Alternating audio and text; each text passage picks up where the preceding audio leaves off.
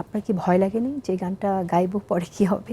হ্যাঁ, একটু তো ভয় লেগেছিল, কজ ফ্যাসিস্ট সরকারের আমলে ফ্যাসিস্ট সরকারকে নিয়ে এমন একটা গান করা হচ্ছে, তো সেই সাথে আদৌ ফ্যাসিস্ট সরকার নামবে কিনা, বা আমি ইজিভাবে বা স্বাধীনভাবে চলতে পারবো কিনা, এটা একটু কাজ করেছিল মাথায় ওই সময়।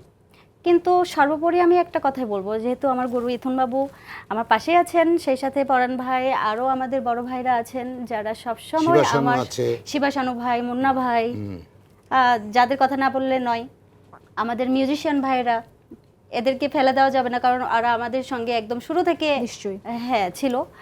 তো সবাই মিলে আমাকে যতটা কেয়ার করেছে, এই যে দাদা বললেন যে 25 থেকে 30টা বা 35টা বাড়ি আমাকে চেঞ্জ করতে হয়েছে, এটা একদম সত্য।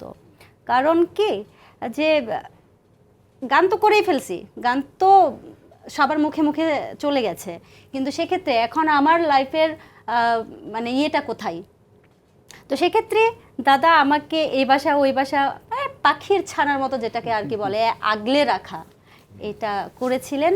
এবং আমার পারিপার্শ্বিক সব ভাইয়েরা আমাকে খুব সাপোর্ট করেছেন, যার কারণে ভয় বিষয়টা কি এটা আমি বুঝি নাই। স্বৈরাচারের বিরুদ্ধে আমি লিখিনি তো, এখান থেকে লিখছে প্রতিবাদের ভাষা একটা, প্রতিবাদের ভাষাগুলো আমরা যখন ওখানে যেটা কিন্তু মুখে আসবে মনে আসবে সেটাই ছেড়ে আমরা কিন্তু ওখানে হাইনা মাইনা ডাইনি মাইনি যা আছে পৃথিবীর যত রকম খারাপ মানুষ আছে তাদেরকে তুলে নিয়ে আসছি এই ইয়ের জন্য, খুনি হাসিনার জন্য।